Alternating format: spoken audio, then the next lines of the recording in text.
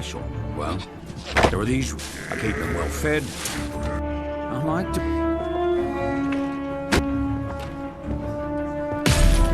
Gee, Ronnie!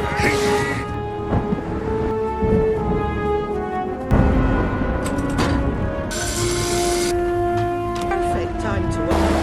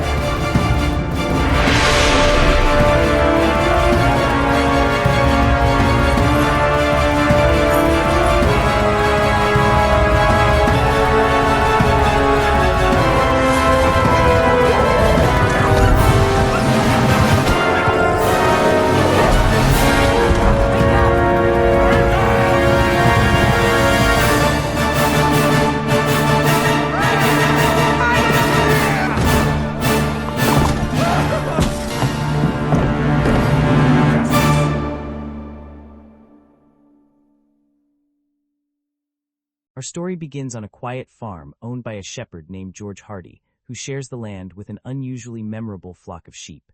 Instead of living in a farmhouse, George stays inside a caravan parked directly on the property, close enough to keep watch over his animals at all times. He knows every sheep personally and has even chosen an individual name for each one. The most remarkable member of the flock is Sebastian, a huge and powerful ram. Sebastian has a habit of disappearing from the farm without warning, although he usually finds his way home again eventually. Then there is Lily, whose sharp mind easily makes her the cleverest sheep in the entire group. George records all these details in a letter he has been writing.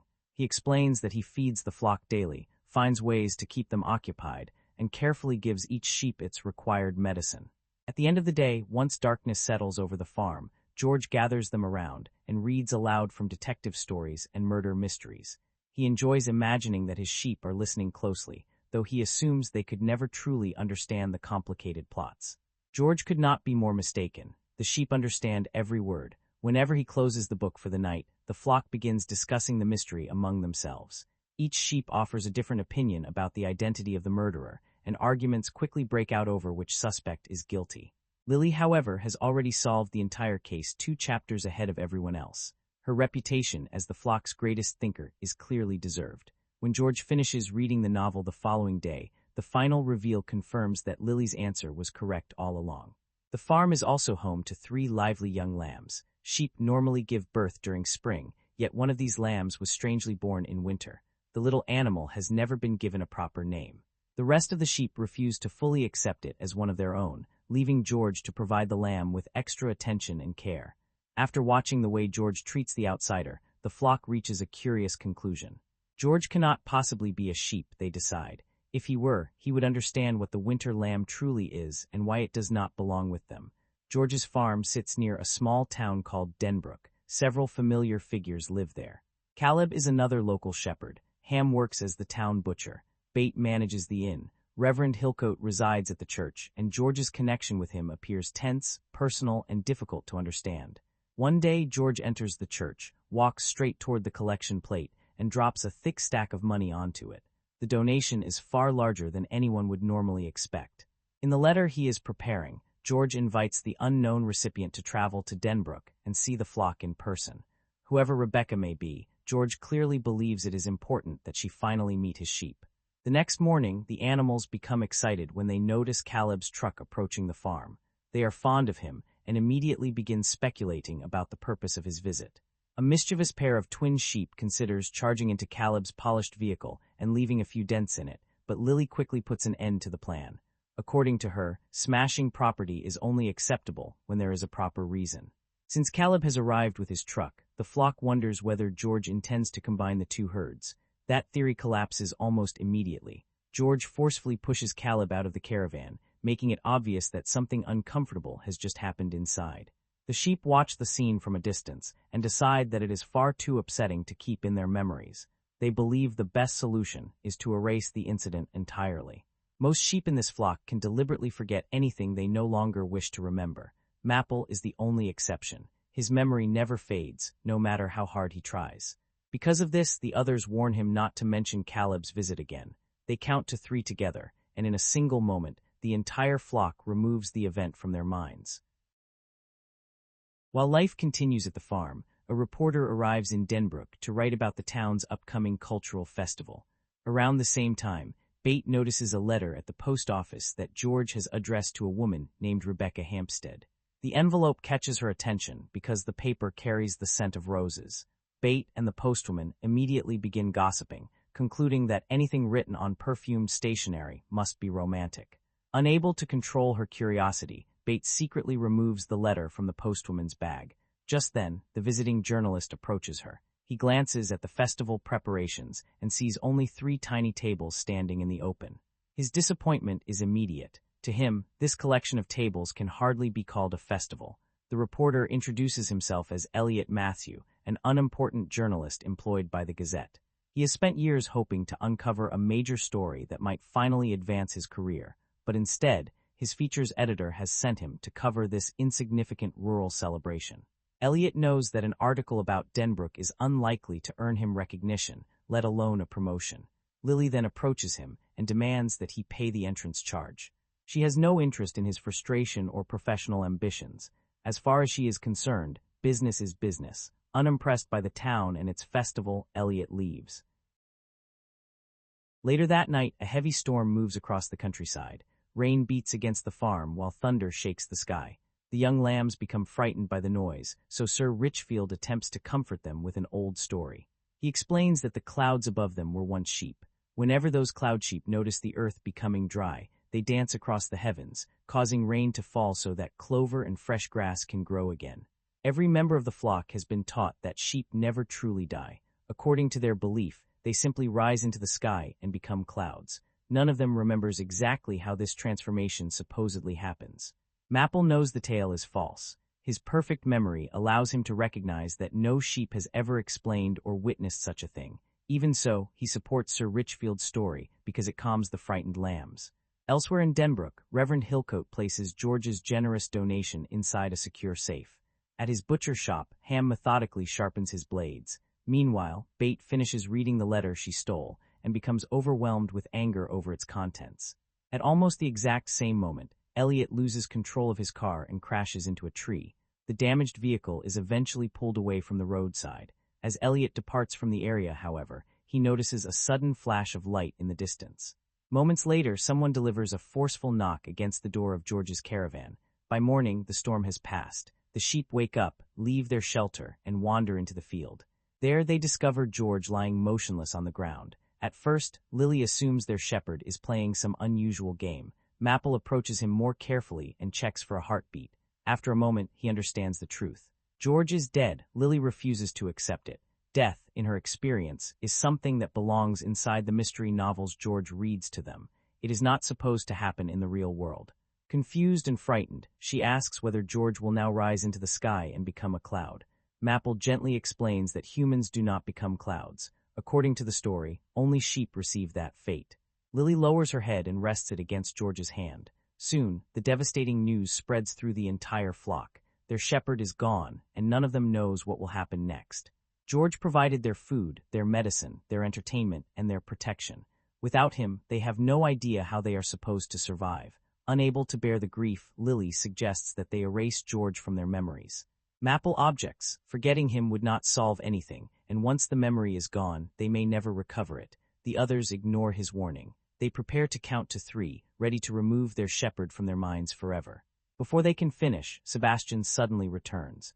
The enormous ram refuses to allow the flock to forget George so easily. He insists that their shepherd must remain in their memories, because a true friend should never be discarded simply because remembering him is painful.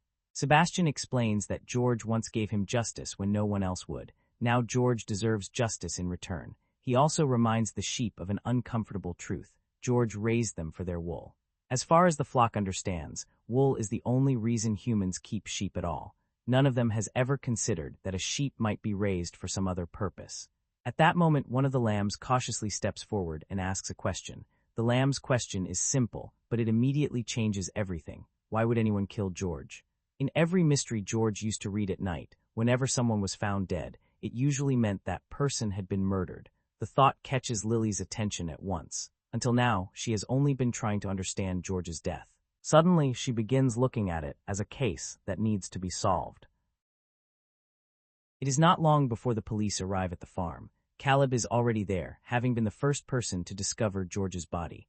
Ham, the local butcher, soon joins the growing crowd and immediately begins counting the sheep, which makes Lily suspicious. As she studies the scene, something does not feel right. George had gone outside during a heavy storm, yet he was not wearing his hat or raincoat. Lily knows that makes no sense. George understood the weather and would never have willingly stepped into the pouring rain without protecting himself. She then looks inside the caravan and notices 2 drinking glasses. That means George had not been alone. Someone else had visited him before he died. Elliot also reaches the farm, eager to see whether George's death might finally give him the important story he has been searching for. He begins photographing the body, but Officer Tim quickly informs him that George apparently suffered a heart attack. As far as Tim is concerned, there is nothing mysterious about the death, which means there is not much for Elliot to report. Before Elliot arrived, Tim had already examined the ground beneath the caravan and searched around its exterior. However, once Elliot points toward the inside, Tim realizes that he has not properly inspected the caravan itself. This is the first suspicious death Tim has ever handled, and it shows. Elliot asks the obvious question. If George was suffering from a heart attack, why would he leave the safety of his caravan and walk out into the storm? He has noticed the 2 glasses as well, suggesting George had company shortly before his death. Tim refuses to entertain the idea. He repeatedly insists that George Hardy was not murdered and that the death was simply caused by his heart. Lily reaches a very different conclusion. In her mind, the evidence clearly points toward murder. Someone George trusted came to the caravan, sat with him, and shared a drink. Since there are no obvious wounds on his body, she suspects poison. She also notices a green smear pressed into the grass nearby, which may be evidence that a struggle took place before George collapsed. The situation reminds her of the mysteries from their evening readings. Unfortunately, it also contains another familiar element, an incompetent policeman who refuses to recognize what is directly in front of him. Since Officer Tim is clearly incapable of solving the crime, Lily decides that the sheep will have to investigate it themselves. Sebastian finds the idea ridiculous. He bursts into laughter and reminds her that they are only sheep. They have no experience with murder investigations, and they are certainly not clever enough to outthink a human killer. Sebastian admits that Lily may be the most intelligent sheep alive, but he asks her an uncomfortable question. How much of the world has she actually seen? Lily has never traveled beyond George's farm. Everything she knows about crime comes from the books George read aloud. Sebastian believes the investigation should be left to the humans, who understand their own world better than sheep ever could. Lily refuses to give up. She immediately organizes the flock and orders everyone to search for evidence. Her first question is whether any of them saw someone near the caravan during the storm. The unnamed winter lamb claims that it saw George's ghost. The night was too dark for the lamb to make out the figure clearly, but whoever it saw carried George's familiar scent. The others do not know what to make of this strange clue. Before they can discuss it further, church bells begin ringing from Denbrook. The bells are calling the townspeople together for an important gathering, and the sheep quickly realize the meeting must concern George. Lily believes they need to attend. If the humans are discussing their shepherd's death, there may be information there that could help solve the case. Sebastian reminds them of another serious problem. Their hooves have only ever touched grass and soil. None of them has stepped beyond the safety of the farm. They have never crossed the road or traveled into town. His warning proves accurate. When Lily and Maple finally reach the edge of the property and see the road stretching in front of them, both sheep become completely terrified. The hard surface, passing vehicles, and unfamiliar world beyond the fence overwhelm them. Neither can force their hooves forward. Lily becomes so frightened that she lies down beside the road. Then she notices a chicken casually walking across it. The bird does not pause, panic, or even appear to recognize the danger. It simply crosses from one side to the other, as though the road is no different from any farmyard path. Embarrassed but encouraged, Lily and Maple lean tightly against each other and begin moving. Step by nervous step, They cross the road together and finally reach the opposite side. Lily regains her confidence almost immediately. She still believes solving George's death will follow the familiar structure of the detective stories. There will be clues, suspects, false leads, and eventually a final revelation exposing the murderer. The two sheep continue toward Denbrook and arrive while the townspeople are gathered together. Officer Tim stands before them and announces that he cannot make any official comment regarding the poisoning. The instant he says the word, everyone realizes what has happened. George did not die from a heart attack. He was murdered. The poison used against him was taxine, a deadly substance found in the berries and leaves of the yew tree. Conveniently, one of those trees grows nearby, making the poison accessible to anyone familiar with the area. Before the shocked crowd can fully process this information, a car arrives. A beautiful young woman steps out, immediately capturing Tim's attention. The officer becomes visibly enchanted the moment he sees her, and momentarily forgets how serious the situation is. Soon afterward, George's lawyer Lydia also arrives in Denbrook. The young woman introduces herself as Rebecca Hampstead. She is George Hardy's daughter. Tim explains that he found Lydia's phone number written at the bottom of George's will and contacted her. However, despite possessing the document, he never actually bothered to read it. Lydia announces that the will shall be formally read later that afternoon. Before beginning, she needs to confirm that every person specifically named by George is present. The required attendees are Reverend Hillcoat, Caleb, Bate, Ham, Rebecca, and Officer Tim. Lydia immediately finds Rebecca's arrival suspicious. Rebecca lives in America, yet she has appeared in Denbrook on the exact day her father was found dead. That suggests she was already somewhere in the country during the previous night, when George was poisoned. After speaking briefly with Tim, Lydia takes one look at his nervous expression and realizes that this is the first murder investigation he has ever handled. Later that afternoon, the sheep secretly make their way to the location where the will is being read. Inside, Tim questions Rebecca about her travel schedule. He wants to know whether she only arrived in the country that morning or whether she had already been present when George was killed. Rebecca answers that her flight arrived the previous day at 7 in the evening. However, she insists she did not come to Denbrook until today and had never visited the town before. Watching her closely, the sheep notice a strange contradiction in her face. Rebecca appears to be smiling, yet her eyes are filled with fear. A moment later, she begins crying and explains that she was supposed to meet George today. She had traveled all this way expecting to see her father, only to learn that he had died before they could speak. While everyone focuses on Rebecca's emotional confession, Maple becomes distracted by something outside another window. A carrot has caught his attention. Driven by hunger, he attempts to squeeze through the opening to reach it. He pushes his head too far and becomes stuck, leaving the others to continue listening while he struggles uselessly against the frame. Back in the room, Rebecca reveals another surprising fact. George also had a son. Rebecca explains that she has a twin brother named Peter, although the two of them have never met. Peter has been living in South Africa, separated from both Rebecca and their father. Elliot has also managed to sneak into the gathering, hoping to hear something worth publishing. Lydia quickly spots him and orders him to leave. She tells him that the reading is a private legal matter and that he has no right to be present. Elliot is pushed out before he can hear everything. At the inn, meanwhile, a pillow has been left outside to dry. Across its fabric is a noticeable green stain, similar to the mark found near George's body. Lydia confirms that she has contacted Peter and asked him to attend the reading as well. She then explains the unusual situation surrounding George's will. 2 months earlier, George sent her a completed copy of the document. However, that is not the version she intends to read today. Officer Tim found a newer will lying on George's table inside the caravan. This second document was written only 3 days before his death. Lydia opens the new will and begins reading George's final message. In it, George claims that he has unfinished business with every person gathered in the room.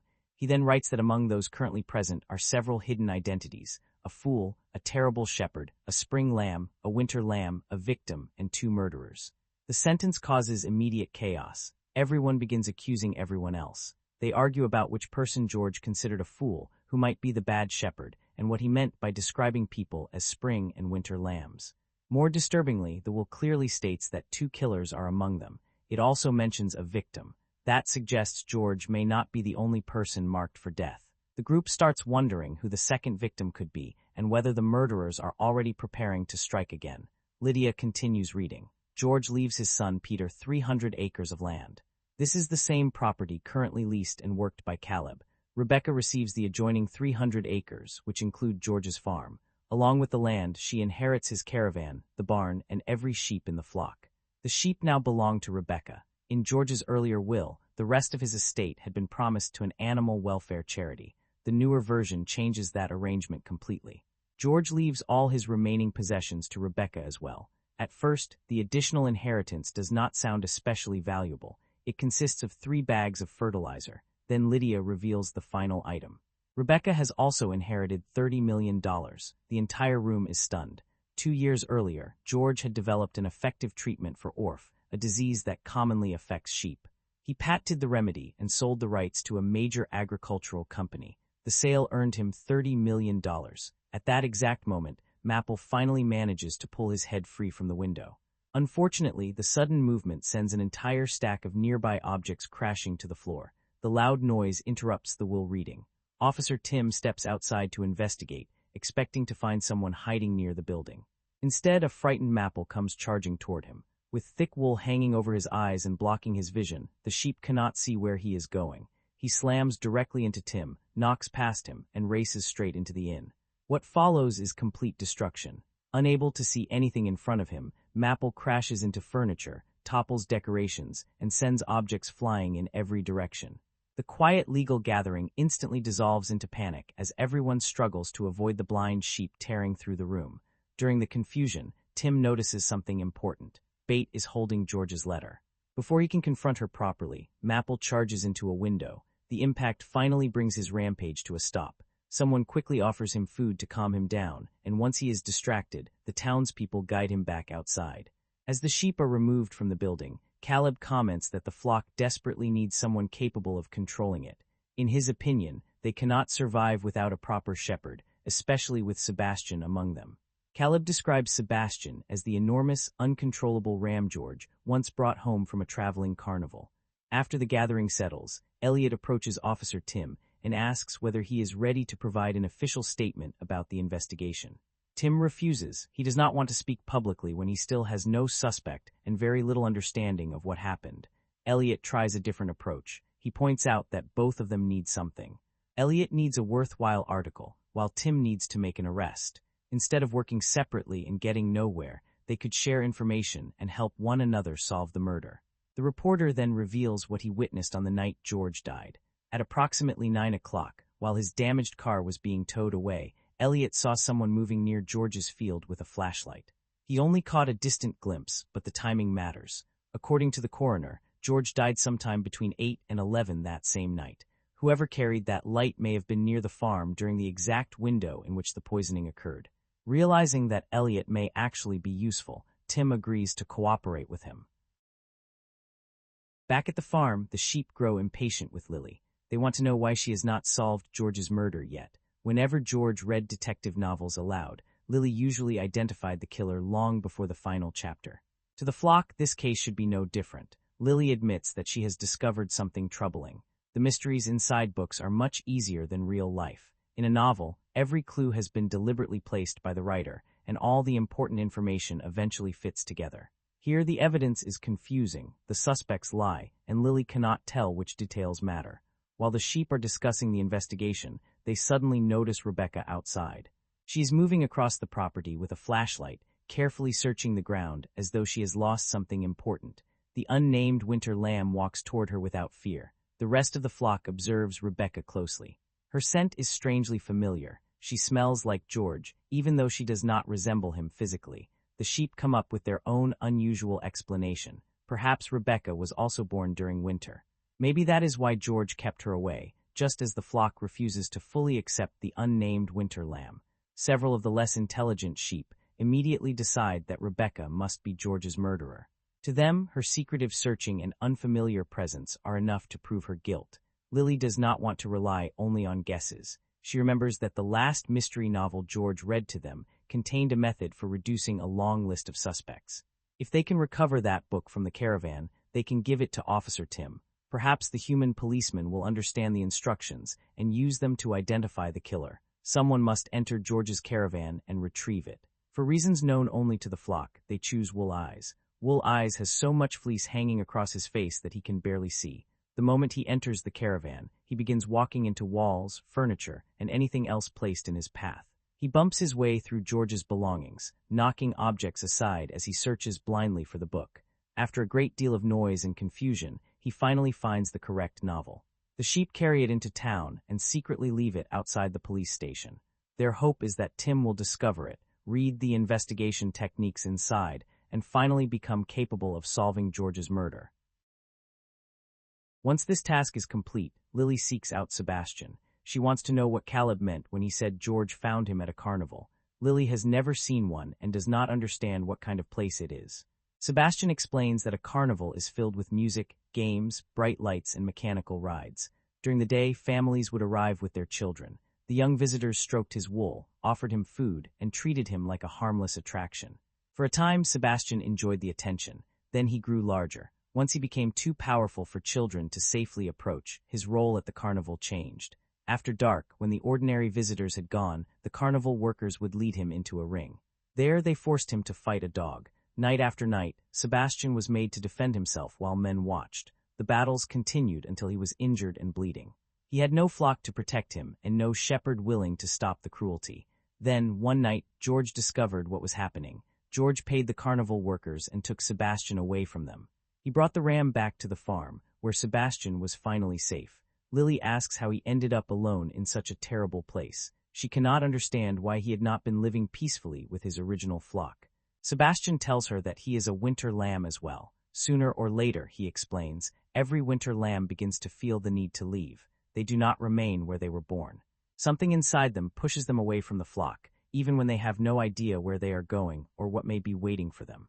The following day, Tim looks through the police station window and sees the sheep standing outside once again. He comments that whenever something important happens in the investigation, George's flock seems to appear nearby. Their presence is becoming too consistent to dismiss as coincidence. Elliot thinks the officer is becoming paranoid. As far as he is concerned, they are simply sheep. The idea that they are deliberately following a murder investigation sounds ridiculous. Tim then proudly reveals the progress he has made. After reading the mysterious detective book left outside the station, he constructed a large chart covering the 5 main suspects. According to the book, a murderer must possess 3 things: the means to commit the crime, a motive for wanting the victim dead, and an opportunity to carry out the act. In George's case, the means was access to taxane. The poison came from a yew tree, and those trees grow throughout the grounds surrounding the church. That means anyone familiar with the church could potentially have obtained the poison. The strongest motive appears to be money. George's revised will leaves Rebecca his farm, his animals, his property, and $30 million. None of the other suspects benefits from his death as much as she does. Tim now needs to determine which person had the poison, a reason to murder George, and the chance to visit the farm during the estimated time of death. Whoever possesses all 3 will become his primary suspect. Armed with this newly discovered method, Tim begins questioning everyone connected to George. He starts with Ham. The butcher believes the murderer must be someone named in George's will. He also points out that George was a vegetarian, suggesting the shepherd probably disliked or distrusted a man whose livelihood depended on killing animals. Tim next confronts Bate about the letter he saw in her possession. Bate refuses to admit that she stole it. Instead, she claims the postal service made some sort of error and that the letter somehow ended up with her by mistake. Tim does not appear convinced. He then asks Caleb why he visited George's farm on the morning the body was discovered. Caleb explains that George had recently canceled his lease on the 300 acres he had been using. Caleb went to the caravan carrying a proposal, hoping to persuade George to change his mind and allow him to continue working the land. Caleb knows Tim has read the will. He believes George's reference to a bad shepherd was aimed directly at him. After speaking with Caleb, Tim questions Reverend Hillcoat about the large amount of money George donated to the church. Hillcoat explains that George approached him some time earlier and asked about his missing children. Years ago, when George's life had fallen apart, the church arranged for the children to be adopted. Once George recovered financially and emotionally, he began searching for them. Church policy prevented Hillcoat from revealing where the children had been sent or who had adopted them. However, the church building desperately needed repairs. Hillcoat admits that he requested money from George in exchange for the information. George's generous donation was not simply an act of faith. It was effectively payment for details about Rebecca and Peter. The Reverend insists that this does not make him the bad shepherd described in the will. In his opinion, that title clearly belongs to Caleb. Tim eventually turns his attention to Rebecca. He asks where she was between 8 and 11 on the night George was murdered. Rebecca replies that she remained at a hotel close to the airport, watching television in her room. She claims she never traveled to Denbrook that evening. Tim then surprises her by addressing her with another name, Chastity Cramps. Rebecca Hampstead is not the name she previously used. At some point, she legally or unofficially changed her identity. During a background investigation, Tim discovered that Rebecca had once been connected to a known criminal. She even shared a bank account with him, creating the possibility that she had been involved in his activities. Rebecca says the relationship ended 3 years earlier. She insists that she had no idea the man was a criminal and that sharing an account with him does not make her guilty of anything.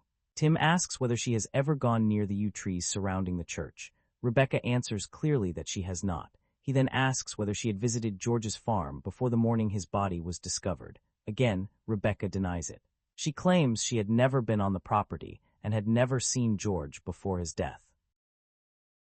While Tim conducts his questioning, Lily sits silently at the farm, thinking through the evidence. The other sheep become annoyed with her. They tell her there is no reason to continue exhausting herself. Rebecca inherited the money, lied about her identity, and was already in the country when George died. To them, the case is finished. Rebecca killed him. The winter lamb disagrees. It walks over to Lily and insists that Rebecca is good.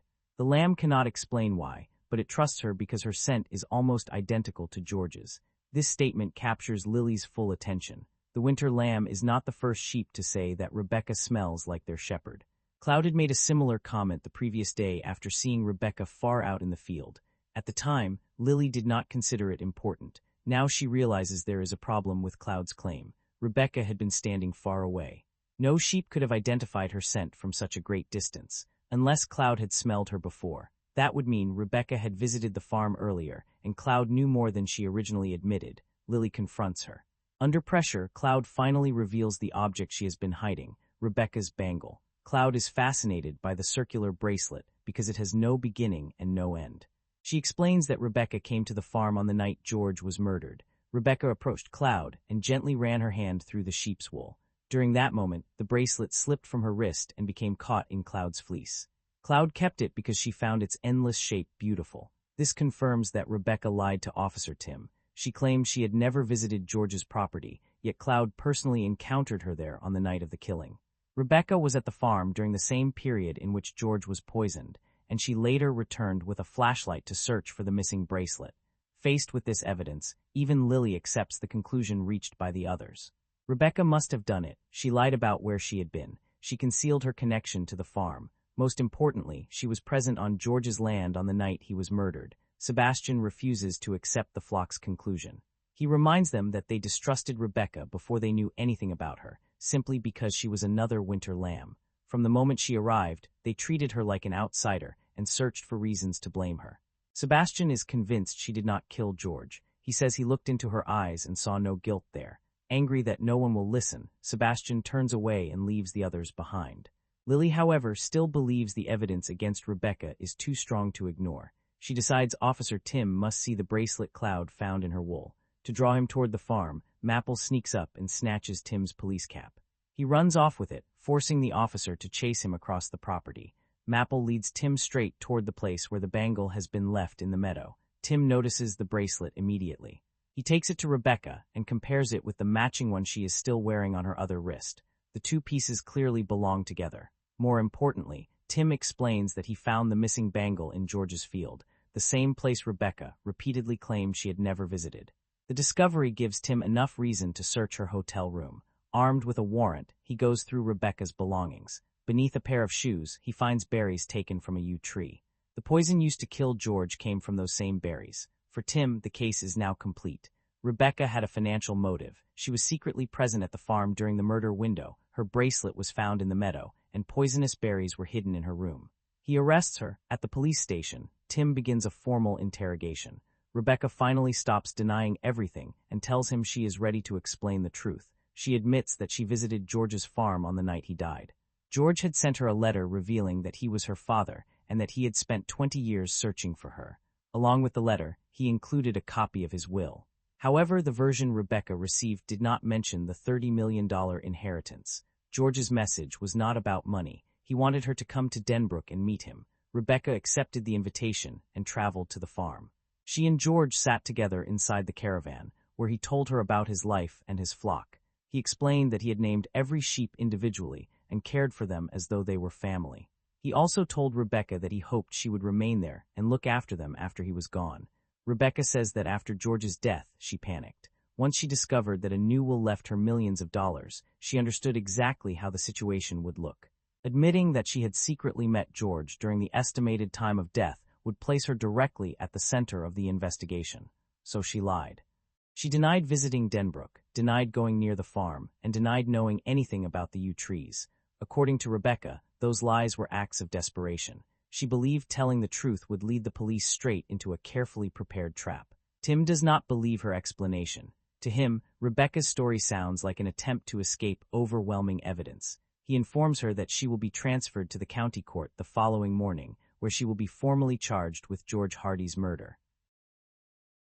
Not long afterward, Lydia visits Tim with more news about George's estate. She remarks that George may have chosen the wrong lamb after all. Peter, George's son, has agreed to sell the land and sheep he inherited to Caleb. Since Rebecca is now facing a murder charge, her share of the estate will likely pass to Peter as well. That means the farm, caravan, barn, remaining property, and entire flock could soon fall under his control. Peter has apparently decided to sell all of it to Caleb. Lydia says the legal paperwork will be completed the next day. Lily overhears the conversation. Until now, she had been certain Rebecca was guilty. But as she watches Rebecca sitting alone in custody, doubt begins to grow inside her. Something about the case feels too neat. Every clue points in the same direction, almost as though someone deliberately arranged it that way. Before Lily can think further, Maple notices that Caleb's meadow lies directly beyond the fence separating the two farms. He suggests they cross over and introduce themselves to the sheep who may soon become part of their new flock. Lily agrees. When they enter Caleb's field, several unfamiliar sheep emerge from the distance. Their wool is pale, but their faces are so dark that their features are almost impossible to distinguish. They are French sheep. Lily explains that Caleb may soon become their shepherd and that both flocks might be brought together. One of Caleb's sheep slowly steps forward. It offers only a single warning. Run! A moment later, the barking of Caleb's dogs erupts across the field. The French sheep scatter instantly, disappearing before Lily and Maple can ask what they are afraid of. Startled and confused, Lily and Maple try to retreat.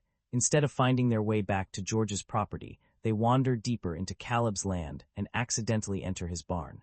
Inside, they discover stacks of large cardboard containers. Each box is marked with the words Denbrook Meats. The meaning is horrifyingly clear. Caleb and Ham have gone into business together. The shepherd supplies the animals, and the butcher turns them into meat. Before Lily and Maple can escape, Caleb's dogs enter the barn. The dogs spot them immediately. Lily and Maple run. They race between boxes and farming equipment while the dogs charge after them, snapping at their legs. With nowhere to hide and no path back to the meadow, the sheep appear trapped. Then Sebastian arrives. He throws himself between the dogs and the others, attacking with all his strength. The enormous ram drives one dog back, then turns on the next. The fight is violent and desperate, but Sebastian refuses to retreat until Lily and Maple are safe. Eventually, the dogs flee. Sebastian has saved them, but the battle has left him gravely wounded. He collapses on the barn floor and cannot rise again. Lily moves toward him, unable to understand why he is not standing up. She keeps waiting for him to recover, but Maple knows what is happening. Sebastian is dying. As Lily looks at his broken body, the comforting story the flock has always believed finally collapses. She understands that sheep do not become clouds. Death is real. The sheep who disappear do not rise into the sky and dance to bring rain. The story was invented to protect the flock from a truth they were too frightened to face. In his final moments, Sebastian looks ahead and sees George waiting for him. For a brief instant, the old ram appears peaceful. Then he dies. Maple notices Caleb approaching the barn and pulls Lily away before they are discovered. The two sheep hurry back toward George's meadow and alert the rest of the flock. They tell everyone to follow them immediately. There is no time to explain everything, but when the sheep reach the road, they stop. The unfamiliar surface terrifies them just as it once terrified Lily and Maple. None of them is willing to cross. Lily tells them what happened. Sebastian is dead. If they remain on the farm until morning, they may all suffer the same fate. Caleb does not raise sheep only for wool. He sends them to Ham, and Ham turns them into food. The flock reacts with horror, but not in the way Lily expects. They accuse her of saying cruel and unbearable things. They do not want to hear about death, meat, butchers, or what happened to Sebastian. Rather than face the truth, they choose the solution that has always protected them. They decide to forget. Lily begs them to stop, but the flock counts together. Within moments, they erase her warning, Sebastian's death and the danger posed by Caleb. Calm once again, they turn around and walk back into the meadow. Lily is devastated. She asks Maple whether this was truly the first time she had ever witnessed a sheep die. Maple quietly tells her it was not, because his memory never disappears. He remembers every terrible event the flock has chosen to erase. He remembers the sheep who vanished, the friends who never returned, and the painful truths the others could not bear. But perfect memory does not preserve only suffering. Maple also remembers good things. He remembers his mother's face. He remembers companions from long ago. He remembers moments of comfort, kindness, and safety that would otherwise have disappeared forever. And Lily will remember Sebastian. Maple knows that carrying those memories will hurt, but forgetting them would make everything Sebastian did meaningless. If Lily erases the truth, she will lose the knowledge she needs to save the rest of the flock. Memory, he explains, is what allows those they love to continue existing. Lily still feels overwhelmed. She begins walking toward George's caravan, intending to forget everything anyway. The pain of George's death, Sebastian's sacrifice, and the flock's betrayal is simply too much. Then she sees George sitting in front of her. Lily freezes. She asks whether he is truly there. George tells her that he is. He can appear because Lily refused to forget him. Her memory has kept him alive inside her, just as Maple said. George assures her that Caleb will not take the flock. Lily is going to save them. To do that, she must discover who actually murdered him. Once the real killer is exposed, Rebecca will be released. She will inherit George's farm and sheep as intended, keeping them out of Caleb's hands. Lily asks how she is supposed to solve a case that has already fooled both the police and the entire town. Then she remembers the green mark on George's hand. Until now, everyone assumed it came from grass. Lily suddenly realizes that assumption was wrong. The stain was not made by grass at all. The final piece falls into place, and Lily understands who killed George. At that moment, the unnamed winter lamb approaches and offers to help. Unlike the rest of the flock, it has never erased its memories. It remembers what it saw on the night of the murder and may be able to communicate the truth. Lily begins preparing a message for Officer Tim. She has the lamb place one front leg into yellow paint and the other into blue. With its hooves coated in 2 different colors, the lamb travels to the police station. Rebecca watches from her cell as it enters. Guided by Lily from outside, the winter lamb begins dragging its painted hooves across the floor. One color forms a line, followed by another. The marks are rough, but they create a deliberate pattern.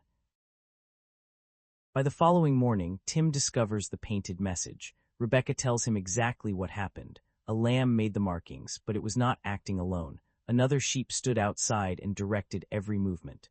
Tim studies the strange drawing more carefully. 2 separate colored lines have been drawn, and both of them lead toward George. Tim studies the strange picture painted across the station floor. One line points toward Rebecca.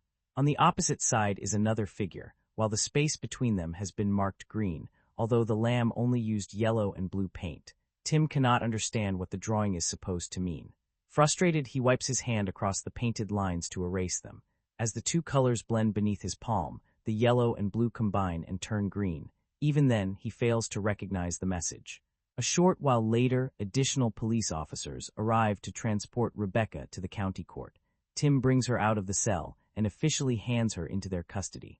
Once the transfer form is placed in front of him, he signs it and prepares to let them leave. Then his attention shifts toward the winter lamb. Both of its front legs are still covered in paint. One hoof is yellow, the other is blue. Tim looks down at the green stain on his own hand, then back toward the lamb.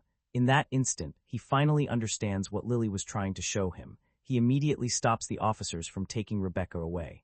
She did not murder George. Tim now knows who did. From the moment Rebecca arrived in Denbrook, every clue seemed designed to make her the obvious suspect. She lied about visiting George's farm. Her bracelet was found in his meadow. Yew berries were discovered beneath her shoes. She inherited the land, the sheep, and $30 million. But that was exactly what the real killer wanted the police to see. The actual murderer is Peter, George's missing son. George sent Rebecca a copy of his will before inviting her to Denbrook.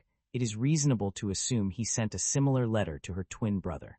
Somewhere along the way, Peter must have discovered the existence of the $30 million fortune and decided to claim it for himself. There was only one problem. When a murder victim leaves someone a vast inheritance, that beneficiary immediately becomes the most likely suspect. If George left the money directly to Peter, the police would investigate him the moment George died. But George had left the fortune to Rebecca. If Rebecca were convicted of murdering her father, she would lose the estate. As George's other surviving child and Rebecca's closest relative, Peter would then inherit everything. The arrangement gave him a way to obtain the money while allowing his sister to take the blame. Peter had also changed his identity, just as Rebecca once changed hers. He was now calling himself Elliot Matthew. The struggling Gazette reporter who supposedly arrived to cover Denbrook's tiny cultural festival was actually George Hardy's son. He was also the shadowy figure the winter lamb saw near the caravan on the night of the murder. Because Elliot carried George's scent, the lamb mistook him for the shepherd's ghost. The resemblance was not imagined. They shared the same blood. Unlike Rebecca, Elliot had already been living in the country for some time. George had informed him that Rebecca was planning to visit the farm, giving Elliot the perfect chance to build his plan around her arrival. He came to Denbrook, pretending to be an annoyed journalist assigned to cover the festival. After mocking the event, he made sure everyone saw him leave town. The car accident then gave him a believable reason to remain nearby without appearing suspicious. That evening, Rebecca secretly visited George as promised. After she left, Elliot went to the caravan. George believed he was finally meeting his lost son, so he welcomed Elliot inside and shared a drink with him. Elliot poisoned George's glass with taxine and placed the newly written will on the table. The document was intended to make Rebecca's motive appear undeniable, but George did not collapse immediately. He realized something was wrong and fought back. During the struggle, he grabbed Elliot before the poison finally overcame him. George staggered outside into the rain and died in the field. Elliot then continued arranging the evidence. During the reading of the will, he briefly stepped away under the excuse of answering a telephone call. That gave him time to enter Rebecca's room and hide yew berries beneath her shoes, ensuring that the police would connect her directly to the poison. He believed he had removed every trace of himself. But George left behind one final clue. There had been color on his hand. Investigators originally dismissed the mark as grass, but it was not a natural stain. Part of the color was blue, while another section had turned green. The blue came from the sheep medicine George had invented. Residue from his work was still present during the confrontation. The green appeared when that blue substance mixed with something yellow. A similar green mark had been discovered on the pillowcase Elliot used after George's death. The missing yellow came from Elliot's hair. During their struggle, George grabbed hold of it. Elliot's blonde color was not natural. He had quickly dyed his hair before arriving in Denbrook so that he would not resemble George or his dark-haired twin sister. The cheap temporary dye rubbed off onto George's fingers. When it combined with the blue medicine already on his hand, it created the mysterious green stain. Elliot denies the entire accusation. He insists Tim has constructed an absurd story based on sheep, paint, and a stained pillow. Tim reaches forward and pulls a strand from Elliot's hair. Elliot admits that he is not naturally blonde, but points out that dyeing his hair does not prove he killed anyone. Tim explains that he did not take the strand to examine its color. He took it for DNA testing. A comparison with George and Rebecca would confirm whether Elliot Matthew was actually Peter Hardy. Once his identity was established, the false name, inheritance scheme, planted evidence, and motive would all connect. Realizing that the investigation has finally caught up with him, Elliot runs. He jumps into his car and attempts to speed away before Tim can arrest him. At that moment, the two troublesome rams who are always looking for something to smash appear near the road. Lily gives them the permission they have been waiting for. This time they have a reason. She orders them to bash the car. The twins charge without hesitation. They slam into Elliot's vehicle with enough force to stop his escape, leaving him trapped until the police can reach him. Elliot is arrested for George's murder. With Peter's plan exposed, Rebecca is released. Tim apologizes for accusing her and admits that he allowed the evidence to lead him exactly where the killer intended. The winter lamb approaches Rebecca as well. It had trusted her from the beginning because it recognized George's scent in her. Before leaving, Tim glances toward Lily. He now understands that the sheep had been investigating beside him all along. The detective book, the bracelet, the stolen cap, and the painted message had all come from the flock. He gives Lily a quiet, grateful look. The police then take Elliot away, while Rebecca prepares to return to George's farm. The winter lamb, however, remains behind for the moment. Bate finally approaches Rebecca, with the letter she stole from the postwoman's bag. She admits that she originally believed the rose-scented message was a romantic letter. Bate had loved George for years, and reading the envelope made her think he had fallen in love with someone else. The truth was more painful. George had never stopped loving the mother of his children. After losing her, he had been unable to give his heart fully to anyone else. Rebecca confesses that she knows almost nothing about her mother. She does not even know what the woman was called. Bate tells her her mother's name was Lily. Sometime later, Caleb and Ham visit Rebecca with an offer. They want to purchase George's farm and take ownership of the entire flock. Rebecca refuses immediately. She now understands what the two men were doing with Caleb's sheep. Caleb supplied the animals, and Ham butchered them for their Denbrook Meats business. They were not murderers of humans, but they had killed countless sheep without thought or compassion. More importantly, neither man knew the names of George's animals. Rebecca does. She remembers every name George mentioned when they sat together inside the caravan. She knows Sebastian, Maple, Cloud, Wool Eyes, Sir Richfield, the troublesome twins, and Lily.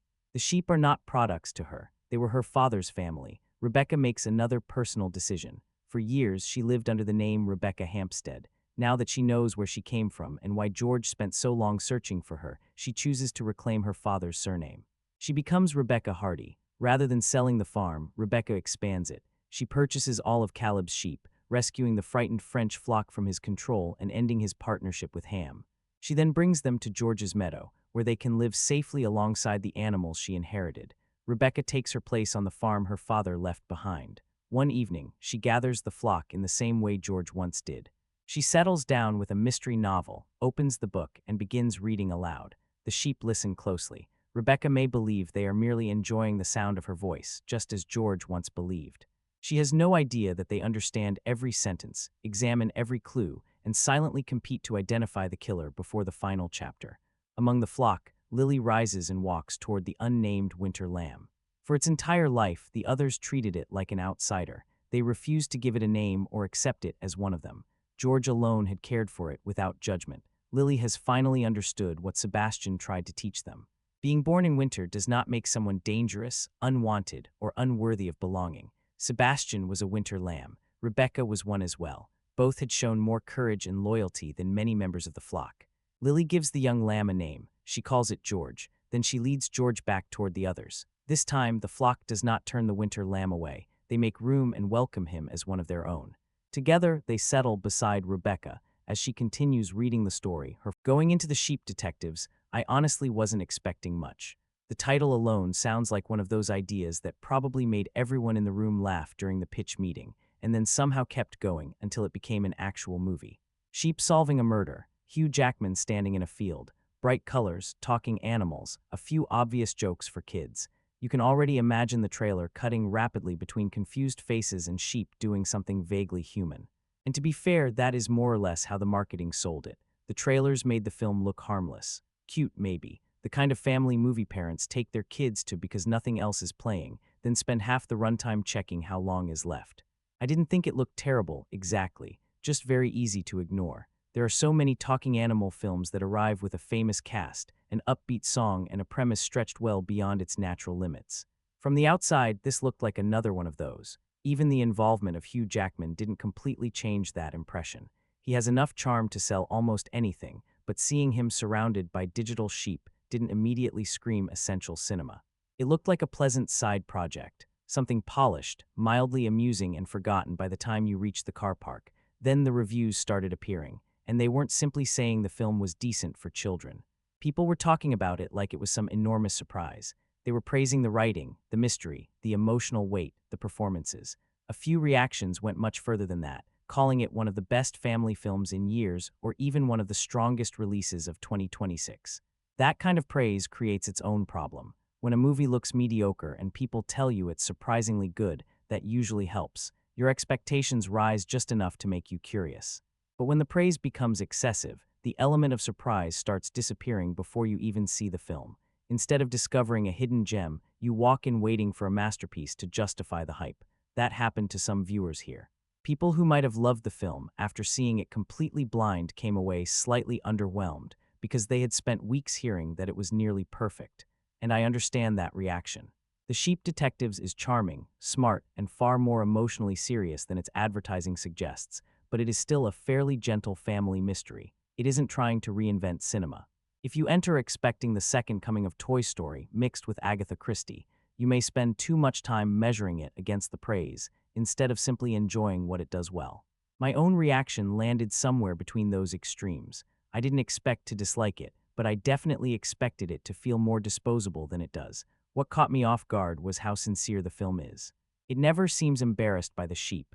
It doesn't spend the whole time nudging the audience and saying, "Isn't this ridiculous?" The premise is ridiculous, obviously, but the movie treats the characters' emotions and the murder itself with real respect. That makes a huge difference. A weaker version of this film would rely almost entirely on the gimmick. The sheep would wear detective hats, make endless wool jokes, and stumble into the answer by accident. There would probably be a dance sequence before the credits. Here, the absurdity gets you through the door, but it isn't the only thing holding the movie together. The marketing also undersells how strange the target audience actually is. On the surface, everything points toward very young children, colorful animals, broad comedy, a PG rating, and a simple title. Yet the finished film often feels like it was written for adults who happen to be watching with children.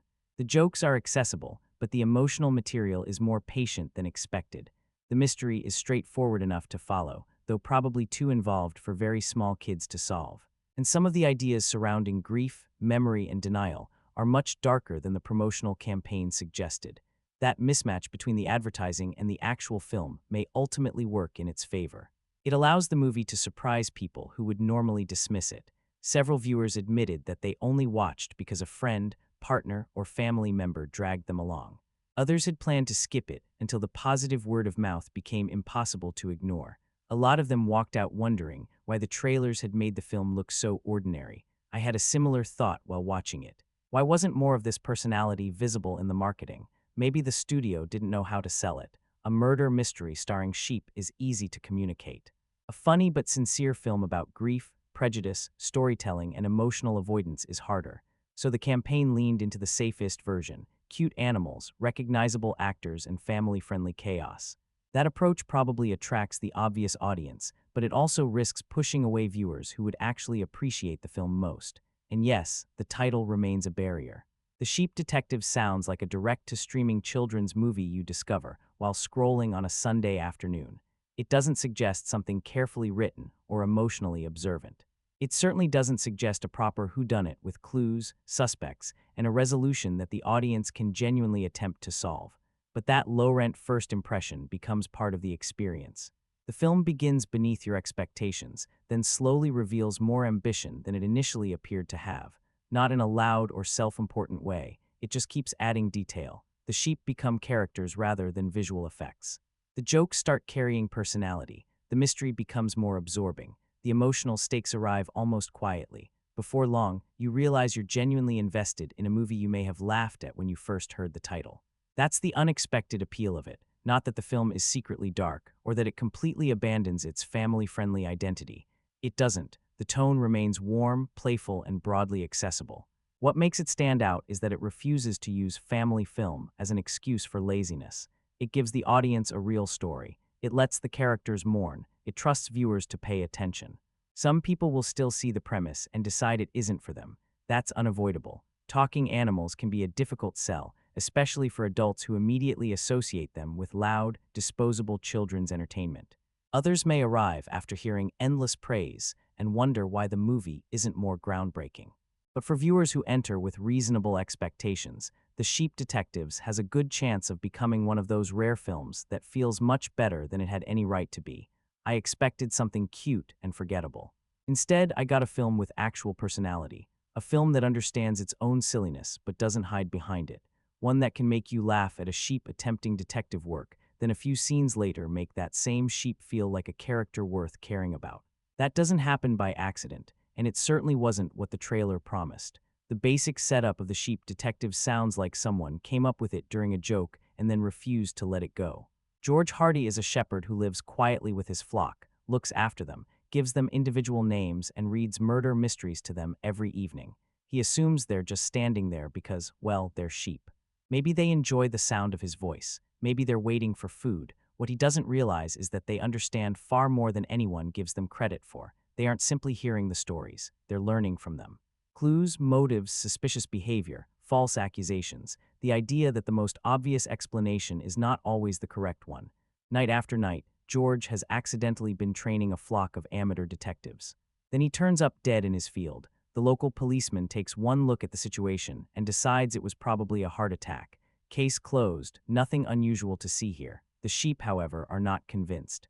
They knew George better than the humans investigating him, and once they begin noticing details that don't fit the official explanation, the whole flock starts approaching his death like one of the mysteries he used to read aloud. That is the hook, and honestly, it's a very good one. It has the simplicity of a children's story, but there's also something genuinely clever in the way it's constructed. The sheep aren't detectives because the screenplay suddenly gives them magical knowledge when the plot needs it. Their ability to investigate has been planted through George's nightly routine. They understand the basic language of mystery fiction because they've spent years absorbing it without him knowing. So when they start discussing suspects and evidence, it doesn't feel completely random. Absurd, yes, but there's an internal logic to the absurdity. The film is based on Leonie Swan's 2005 novel 3 Bags Full. I haven't read the book, so I can't speak confidently about every change or whether the film captures the source perfectly. What matters on screen is that Craig Mazin's adaptation understands how much tonal control this premise requires. Pushed too far into comedy and George's death becomes meaningless. Treat everything with complete seriousness, and the sight of sheep conducting a murder investigation becomes unintentionally ridiculous. The screenplay has to let both sides exist at once, and the opening does a surprisingly efficient job of establishing that balance. Even before the story properly begins, there's a small joke involving the familiar MGM introduction. It isn't a huge visual gag or some loud parody that stops the film before it starts. It's more of an audio wink, a tiny adjustment that tells you the filmmakers know exactly what sort of movie they're making. Message received. There will be sheep, but the opening doesn't stay at the level of a studio logo joke. We soon see members of the flock listening through a window as George reads to them. It's a simple scene, but it establishes almost everything the movie needs. Their curiosity, their attachment to George, the fact that they understand him, and just as importantly, the fact that he has no idea. George treats them with genuine affection. He isn't presented as someone who sees the flock as a collection of interchangeable farm animals. They have names, personalities, and different relationships with him. He keeps them for their wool rather than sending them away for meat, which quietly tells us a lot about the kind of man he is without requiring a dramatic speech about it. Hugh Jackman brings an immediate warmth to George. There's something slightly storybook-like about him, but not so much that he feels artificial. He reads to the flock because it's part of their life together. It's routine, comfortable, maybe a little eccentric, but sincere. That routine becomes far more important once he's gone. The film wastes very little time getting to the murder, which is probably the right decision. George has to be present long enough for us to understand why the sheep love him, but the story cannot spend half the runtime pretending Hugh Jackman is going to lead the investigation. His death is the event that forces the actual protagonists into motion, and those protagonists really are the sheep. One thing the adaptation appears to do is spread the attention across more of the flock, allowing different personalities to emerge instead of treating them as a single woolly crowd. Lily may be the sharpest among them, but she isn't surrounded by identical background animals who exist only to agree with her. The flock has its own internal disagreements, fears, and social habits, all of which begin to matter once they decide George may have been murdered. That choice gives the film more room than the title initially suggests. It isn't just one clever sheep solving a crime while everyone else watches. It becomes a group trying to apply stories to a real tragedy, only to discover that actual people are messier than characters in a book.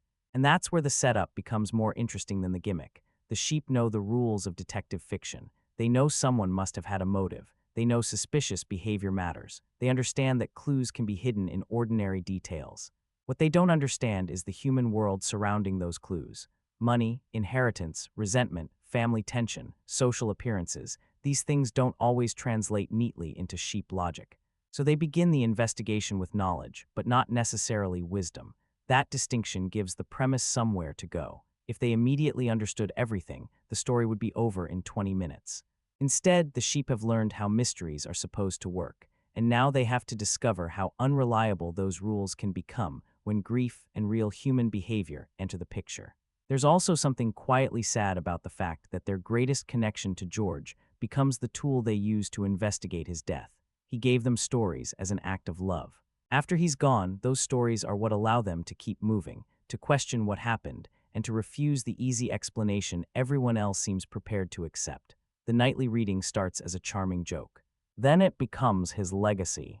That shift happens without the movie announcing it too loudly. The opening is bright, playful, and immediately accessible, but underneath it the film is already arranging the emotional pieces. George's affection for the flock matters. Their understanding of him matters. The stories matter. Even the human's assumption that sheep are incapable of understanding anything becomes part of the mystery. Nobody thinks to ask what the flock saw because nobody believes the flock could possibly know. And of course they know more than almost everyone. That is what makes the premise work. Not simply the image of sheep playing detective, funny as that is, but the idea that the most overlooked witnesses in the entire village may be the only ones paying proper attention. The film begins with a shepherd telling stories to animals he believes cannot understand him. Within a short time, those animals are using his stories to seek justice for him. It's ridiculous, it's oddly touching. And it gives the sheep detectives a much stronger foundation than its title has any right to promise. What impressed me most about the mystery in the sheep detectives is that the film actually bothers to make it a mystery. That sounds obvious, but with a premise this strange, it would have been very easy to let the sheep do all the work. Give them a few funny disguises, have them overhear the right conversation, then reveal the killer in a big, tidy speech. The murder would just be an excuse for animal comedy. Instead, the film builds a proper cozy whodunit around George's death. Denbrook is exactly the sort of place where a story like this should happen. Quiet village, familiar faces, local traditions, a cultural festival meant to bring everyone together. It looks safe in the way small fictional towns always look safe just before a body turns up. Everyone knows everyone, which usually means everyone also knows half of everyone else's business. George being found dead breaks that peaceful image almost immediately. At first, the case seems embarrassingly simple because police constable Tim Derry barely treats it like a case at all. He assumes George suffered a heart attack and is ready to move on before the sheep have even finished looking suspiciously at the body. Tim is not exactly the great detective Denbrook has been waiting for. He is awkward, uncertain, and several steps behind the animals for much of the film. That could become annoying, and occasionally it does, but his incompetence serves a purpose. It gives the sheep a reason to act. If the police were already handling everything properly, Lily and the flock would have no place in the story beyond watching from the field. The sheep notice that the official explanation does not feel right. They know George's habits. They were nearby. They remember details the humans either ignore or do not realize matter. And because George spent years reading mysteries to them, they understand one very important rule. When the obvious answer arrives too quickly, it deserves another look. From there, the film starts opening up the suspect list. George's daughter Rebecca arrives under circumstances that make her easy to question. Family tension always looks suspicious in a murder story, especially when a relative appears close to the time of death. Then there is Caleb Merrow, the neighboring shepherd, who seems friendly enough but occupies the sort of position that naturally invites doubt. Bate Pennock, the local innkeeper and festival promoter, knows the village and its people. Reporter Elliot Matthews comes to cover the festival and ends up staying because a murder is obviously the better story. The butcher, the reverend, the lawyer, everyone begins to look slightly different once the possibility of foul play enters the picture. Emma Thompson's Lydia Harbottle adds another familiar mystery ingredient when she arrives with George's will and reveals that he was worth far more money than people realized. Now there is an inheritance. That does not automatically solve anything, of course, but it changes the mood. George is no longer simply a harmless shepherd with no apparent enemies. Money creates motives very quickly, or at least the appearance of motives, and the screenplay understands how useful that is. Characters who looked eccentric or mildly suspicious before suddenly have a more believable reason to hide something. The film also knows that a good suspect does not need to be guilty. They just need to have one detail that feels wrong, a strange reaction, a missing piece of information, someone arriving at an inconvenient time. A person who appears too charming, too helpful, or too eager to explain themselves. The sheep detectives keeps introducing these little disturbances without making every character behave like an obvious villain. That is important because the story is still aimed at a broad family audience. It cannot become an extremely dense mystery where every line contains coded information, and the solution depends on remembering the exact position of a teacup from 40 minutes earlier. But it also does not talk down to the viewer. The clues are there. You can follow them, form suspicions, and change your mind. The audience generally knows what the sheep know, even if we understand the human world better than they do. That creates a nice difference in perspective. The sheep may notice a physical clue that the humans miss, while completely misunderstanding why a person would care about money, reputation, or inheritance. Their limitations make the investigation more entertaining. Lily is smart, but she is not magically correct about everyone. She makes assumptions. She becomes convinced by certain possibilities and has to reconsider them when the evidence shifts. George's books taught her the shape of a mystery, but real people do not behave as neatly as suspects in a bedtime story. That gives the film room for false leads without making Lily look foolish. She is learning while investigating, which is much more interesting than watching a perfect animal detective solve everything immediately. The mystery also runs on two tracks. The sheep conduct their own inquiry through observation, memory, and a lot of improvised detective work. Tim conducts the official investigation with far less confidence. Their paths overlap in ways he does not always understand, with the animals occasionally pushing him toward information without being able to explain what they know. Those scenes are funny, but they also keep the plot moving. The sheep are not solving one version of the case, while the humans exist in a completely separate movie. Information passes between them, usually imperfectly, and that miscommunication becomes part of the mystery. The village festival helps too. It gives Denbrook a public face cheerful, traditional, welcoming, while the investigation exposes private tensions underneath. There is something naturally effective about placing suspicion beside celebration. Banners are up, visitors are arriving, people are supposed to be smiling, and somewhere within all of that is a killer. The film does not turn Denbrook into a place of total darkness. It remains cozy and visually inviting, but that surface pleasantness makes the uncertainty more enjoyable. Murder feels slightly absurd here, which is exactly why every local begins to attract attention. As for whether the mystery is difficult to solve, that will depend heavily on how many whodunits you watch. Some viewers will probably identify the killer or the basic motive quite early. The structure uses recognizable genre patterns, and there are moments of foreshadowing that may stand out more clearly to experienced mystery fans. The strongest suspect is rarely the actual answer. Charm should never be trusted completely, and a newly discovered fortune is not exactly an unfamiliar device. Still, predictability and fairness are not the same thing. A mystery can be possible to solve and still be satisfying.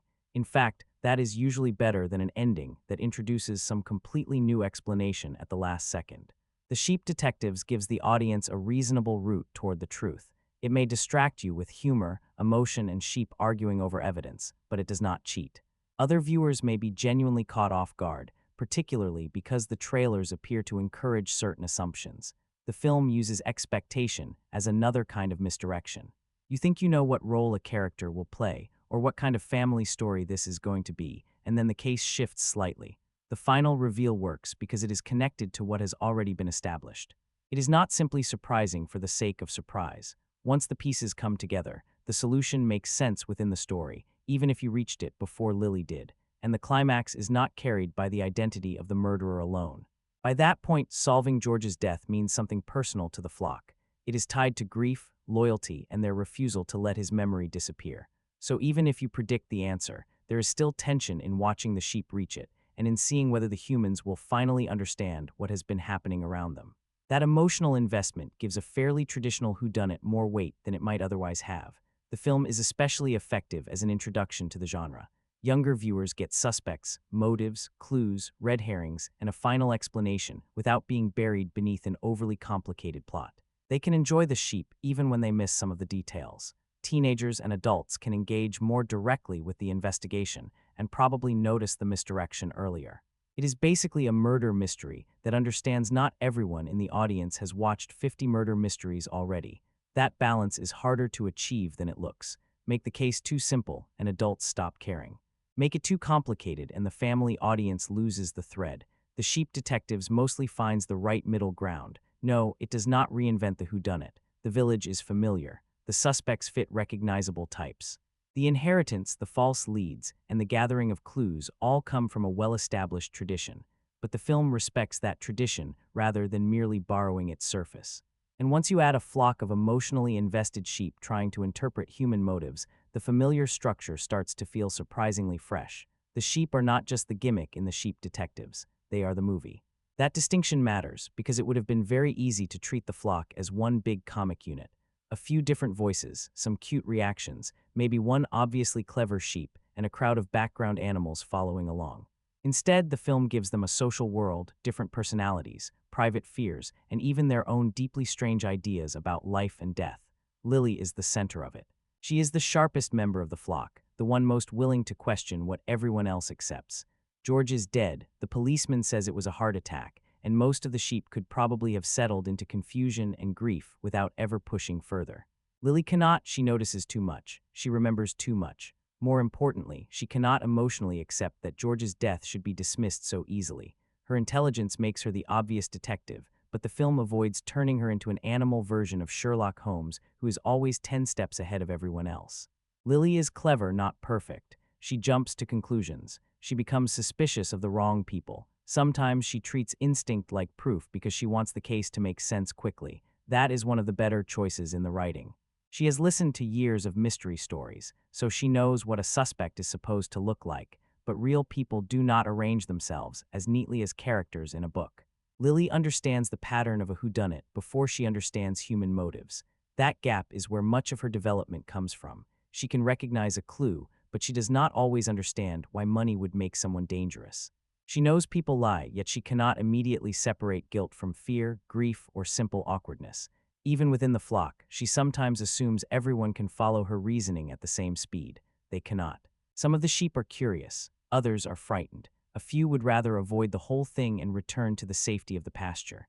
Lily slowly realizes that being the smartest animal in the field does not automatically make her a good leader.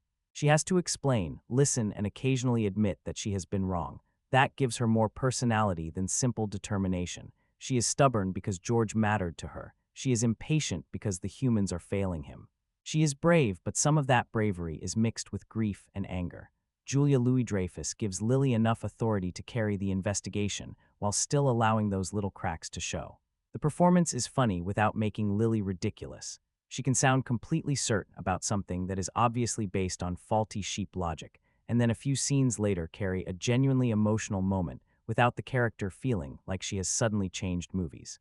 Mopple works as a useful contrast. He is not driven in quite the same way as Lily. There is a softer quality to him, something more compassionate and emotionally observant. He also has a different relationship with memory, which becomes important because remembering is not a simple thing in this flock. The sheep can apparently wipe away unpleasant memories. At first, that sounds like a sweet fantasy idea. Maybe even a practical one. Sheep live simple lives, something frightening happens, and eventually the pain fades because they choose not to hold on to it. But the movie gradually makes that ability feel much less comforting. Forgetting protects them, but it also keeps them naive. If every painful event disappears, then nothing is really learned from it. Fear can return in the same form. Prejudice can continue because nobody wants to remember where it came from. George himself could eventually become another absence that the flock stops questioning. Mopple's connection to memory makes him valuable because he carries things the others would rather lose. He becomes a quiet emotional anchor beside Lily's more forceful personality. She pushes the investigation forward. He helps preserve the reason it matters. Then there is Sebastian. Sebastian is already an outsider before the murder begins. George rescued him from a carnival, so his connection to the shepherd feels different from that of the sheep born and raised on the farm. He has known a world beyond the pasture. He understands that humans can be dangerous in ways the others may not fully grasp. He is also a loner, which allows him to see the flock from a slight distance. That perspective gives him weight in the story. He does not share every comforting belief the others hold, and he is less likely to follow the group simply because the group has made a decision. At times he feels wary, even detached, but his history with George gives that detachment an emotional edge. George did not just own him, he saved him. So when Sebastian becomes involved, it does not feel like another sheep joining the adventure because the plot needs a larger team. There is personal loyalty underneath it. The flock includes other distinctive personalities too: Cloud, Sir Richfield, and the rest. But what makes the ensemble work is not simply that each sheep has a different celebrity voice. They behave differently. Some are proud. Some are cautious. Some misunderstand almost everything happening around them. Certain sheep are better at observing people, while others are mostly useful because they remember small details. Even their arguments feel connected to who they are rather than functioning as random comic noise. The visual design helps enormously. With this many sheep on screen, the audience needs to recognize them quickly. Different breeds, wool textures, facial features, and physical behavior make the central characters readable without turning them into brightly colored cartoons. They remain believable animals, just expressive enough to communicate thought and emotion. The film somehow allows them to look like real sheep, while also giving the impression that each one has been living an entire private life before the story started, and they have built a culture around themselves. The flock has social rules. It has leaders, outsiders, and inherited beliefs. It has its own understanding of death, which is both funny and unexpectedly sad. Most of the sheep believe that when one of them dies, they become a cloud. It is such a childlike explanation that you can understand why they cling to it. The sky is always there. Clouds come and go. The idea turns death into something distant but gentle, a transformation rather than an ending. For animals who have never really confronted loss, it makes perfect sense. George's death disrupts that belief. He does not become a cloud in any way they can recognize. He is simply gone. The sheep are left with a reality their own mythology cannot easily explain. That confusion gives the murder investigation another purpose. They are not only searching for a killer, they are trying to understand what has happened to their world. The winter lamb storyline reveals the less comforting side of that world. Within the flock, lambs born during winter are treated differently from those born in spring. The reason is not especially rational.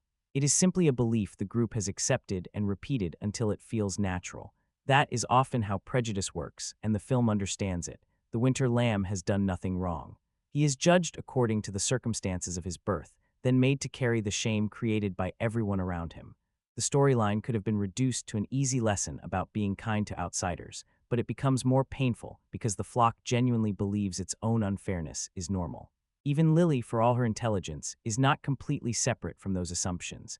That is another reason the sheep feel developed. They are not morally perfect animals exposing terrible humans. They have their own flaws. They follow traditions without questioning them. They exclude characters who make them uncomfortable. They can be fearful, selfish, and easily influenced. The murder forces them to examine those weaknesses.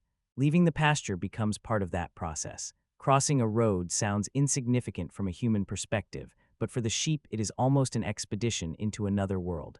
The farm has always been their complete universe. Beyond it are cars, buildings, strangers, and dangers they do not understand. Their movement into Denbrook is therefore more than physical travel. It is the moment they stop being protected animals waiting for George to make every important decision.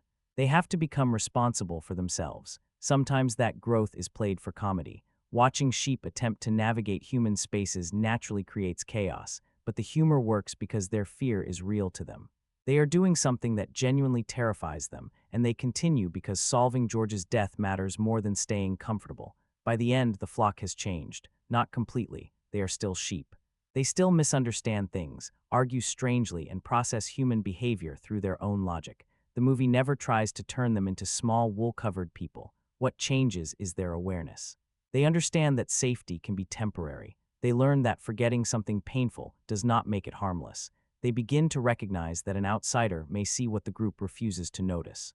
Lily becomes a better leader because she learns that intelligence needs humility. The others become braver because they finally act instead of waiting to be guided. That is why the flock carries the movie so well. The sheep are funny because they are sheep, but they are moving because the film allows them to be more than a joke. Their beliefs are silly until those beliefs fail them. Their social rules seem harmless until someone suffers because of them. Their dependence on George feels sweet until he is no longer there. Suddenly, this colorful animal mystery has a complete little civilization trying to survive the loss of the person who held it together. And somewhere in the middle of all that, Lily still has a murder to solve. George Hardy is not in the Sheep Detectives for very long, but the entire film feels shaped by him. That is harder to pull off than it sounds. Kill a character too early, and the audience may understand why everyone else is upset without actually feeling the loss. Keep returning to flashbacks and dream sequences, though, and the death starts losing its permanence. The film has to make George present without pretending he never really left. For the most part, it gets that balance right. Hugh Jackman plays him with an easy warmth. George is a little eccentric, clearly. Most shepherds probably do not spend every evening reading murder novels to a silent audience of sheep. But nothing about the routine feels like a performance. He is not trying to turn the flock into pets for his own amusement. He simply enjoys their company, and they enjoy his. George gives them names. He recognizes their personalities. He keeps them for their wool rather than treating them as future meat, which becomes an important detail in a story where the sheep are understandably suspicious of human intentions. To the outside world, he may be a lonely man talking to farm animals. To the flock, he is caretaker, storyteller, and something close to a father. The movie understands that relationship very quickly. It does not need a long sequence explaining every year they spent together. A few ordinary moments are enough. George reading aloud, the sheep gathering to listen, his voice becoming part of the rhythm of their lives. That routine tells us more than some oversized emotional speech ever could. Then the routine stops. George is found dead in the field, and suddenly the sheep have lost more than the person who fed them. They have lost the center of their world. He was the one who made the farm feel safe. He interpreted the human world for them without even realizing he was doing it. Every evening ended with his stories, so when he disappears, time itself feels slightly wrong. That is where the film's treatment of grief becomes more interesting than I expected. The sheep do not all understand death in the same way. Some barely understand it at all. Most of the flock have built a comforting belief that dead sheep become clouds, which is sweet until the film forces them to confront what that belief is protecting them from. George has not gone somewhere they can see. He does not drift above the pasture in a recognizable shape. He is simply absent. His chair is empty. The stories stop. The humans begin discussing his property and his body, while the sheep are left trying to understand why he will not return. Their confusion makes the grief feel strangely honest. People often describe loss through language that softens it, passed away, moved on, gone somewhere better. The sheep's cloud belief is just a more literal version of the same instinct. They need death to be a transformation because the idea of complete absence is too frightening. The film does not mock them for that. It lets the belief be comforting for a while, then gradually shows its limits. At some point, Lily has to accept that solving George's murder will not bring him back. The investigation can uncover what happened. It can punish the person responsible. It can protect his memory. None of that reverses the loss. That realization gives Lily's determination a sad edge. She's not investigating only because she enjoys mysteries or wants to prove that sheep are clever. She refuses to let George's death become something everyone casually explains away and then forgets. The policeman calls it a heart attack. The village moves toward practical questions. The flock itself has a habit of wiping away unpleasant memories. Lily refuses. That refusal is probably the bravest thing she does. In this world, forgetting is not just something that happens naturally over time. The sheep can apparently choose to erase what hurts them. On the surface, that sounds like a gift. Imagine being able to remove fear, embarrassment, or grief whenever it becomes too difficult to carry. The film gradually makes it seem more like a trap. Painful memories hurt, but they also contain information. They remind you who mattered. They preserve warnings. They stop old cruelty from being treated as if it never happened. If the sheep forget every frightening event, they remain safe emotionally but helpless intellectually. Mopple understands that better than most. His connection to memory separates him from the rest of the flock. He holds on to things others would rather lose, which makes him seem burdened but also unusually compassionate. He remembers enough to understand that grief is not an inconvenience that can simply be removed. That gives him a quiet importance beside Lily. Lily drives the investigation. Mopple helps preserve its emotional purpose. There is something touching about the idea that George's memory survives through the exact stories he once read for pleasure. He never knew the sheep understood them. He certainly never expected those mysteries to become the tools they would use to seek justice for him. What began as a nightly habit becomes a form of inheritance. Not money, not property, a way of thinking. George taught them to question easy answers, notice contradictions, and look beyond appearances. He did it accidentally, but the effect is the same. After his death, those lessons give the sheep agency at the moment they feel most powerless. The mystery novels also become a way of keeping his voice alive. Every time Lily applies something she learned from one of George's stories, there is a sense that he is still guiding her, not as a ghost or magical presence, but through memory. That distinction matters. The film does return to George in limited flashbacks and imagined moments, but it never completely weakens the fact that he is gone. These scenes exist because the characters remember him, not because the screenplay is afraid to continue without Hugh Jackman on screen. Jackman's limited role may actually help. George remains slightly idealized because we mostly see him through the affection of those who lost him.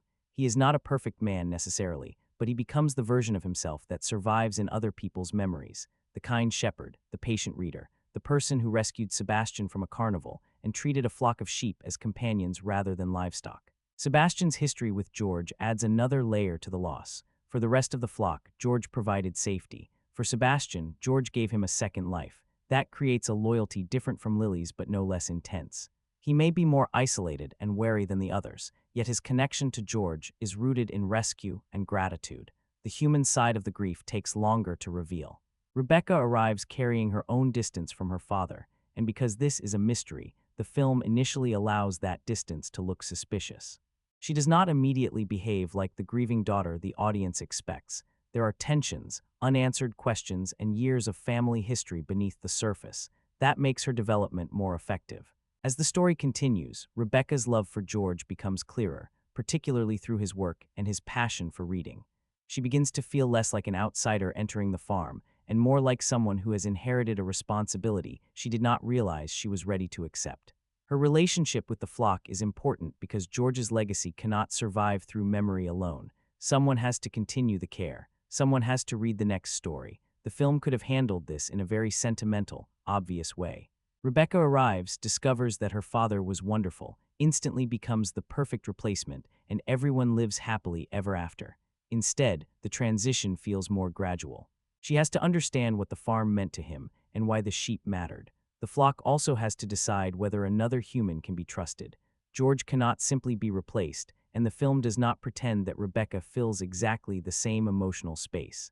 What she offers is continuity, the possibility that the life he created does not end completely with him. That idea becomes especially powerful in the epilogue. A new lamb is named George, and the nightly storytelling ritual continues. It is not subtle. Honestly, it comes close to being overly sentimental, and I can understand why some viewers may feel the film pushes a little too hard in the final moments. But it works. The new lamb is not George reborn. The story is not trying to undo death through symbolism. He represents the fact that names, habits, and love can move forward even when the person who started them cannot. That is a much more mature idea than simply saying everything will be fine. Everything is not fine. George is still dead.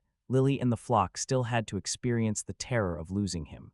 Rebecca has to carry a relationship that now exists partly through regret and memory. Life continues anyway. The sheep gather again. A book is opened. Another story begins. There is a gentle circularity to it. George once read mysteries to animals he believed could not understand him. Those animals used his lessons to solve his murder. Now the same ritual continues with a new generation. Only this time the person reading may understand that the sheep are listening far more closely than anyone imagined. That is where the sheep detectives finds its emotional core, not in the identity of the killer, though that matters, not even in whether justice is served. The film becomes moving because it understands that grief is partly the fear that someone will disappear entirely. George does not. He survives through Lily's courage, Mopple's memories, Sebastian's loyalty, Rebecca's choice to stay, and the stories still being told after he is gone. The sheep cannot bring their shepherd back. What they can do is refuse to let his life become something forgotten.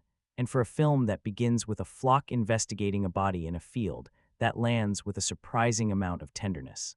The cast in The Sheep Detectives is almost absurdly stacked for a movie about farm animals investigating a murder. You have Hugh Jackman, Emma Thompson, Nicholas Braun, Molly Gordon, Hong Chow, Nicholas Galitzine, and Tassin Cole on the live-action side. Then the sheep are voiced by people like Julia Louis-Dreyfus, Bryan Cranston, Chris O'Dowd, Regina Hall, Patrick Stewart, Bella Ramsey, and Brett Goldstein. The film does not always rush away from discomfort. Pacing is mostly strong, though there are a few sections where the movie settles into its cozy atmosphere a little too comfortably.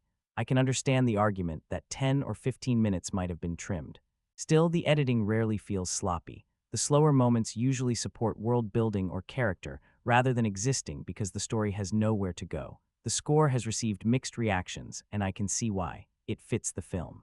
There is warmth, mystery, playfulness, and the occasional push toward sentiment. The music helps separate the sheep's comic adventures from the more serious moments without making them feel like entirely different genres. But it is also fairly familiar. You can hear the language of a modern family film in it.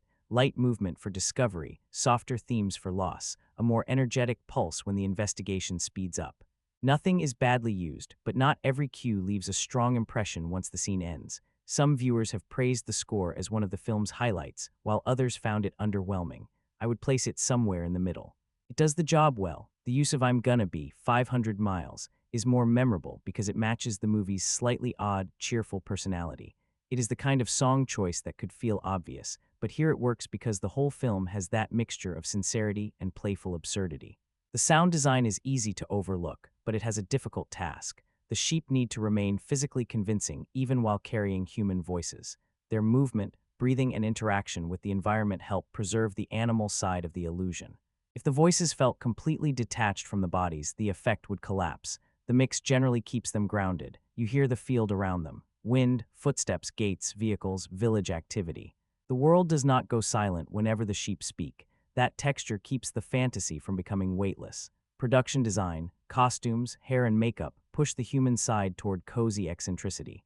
Emma Thompson's transformation as Lydia Harbottle is the most obvious example. She looks like someone who belongs in a village mystery where everyone has a secret and at least one aggressively specific outfit. The rest of Denbrook is less extreme but still heightened. The inn, the farm, the festival spaces, and the legal interiors all feel connected to the same slightly polished world. Nothing is so strange that it breaks the live-action reality, but there is enough personality to prevent the setting from feeling generic. That is probably the best way to describe the technical side of the Sheep Detectives. It is not built around spectacle. There are no enormous action sequences or visual moments designed to sell the whole film in one shot.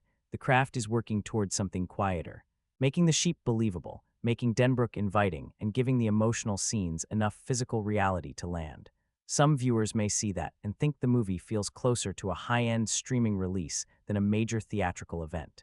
I understand the argument. The scale is modest. The visual ambition is mostly concentrated on character integration rather than spectacle. Nothing here is trying to compete with the biggest animated productions in terms of size, but that modesty suits the story. A larger, louder version might have buried the mystery beneath set pieces. More exaggerated animation could have weakened the grief. More stylized cinematography might have made the cozy tone feel forced.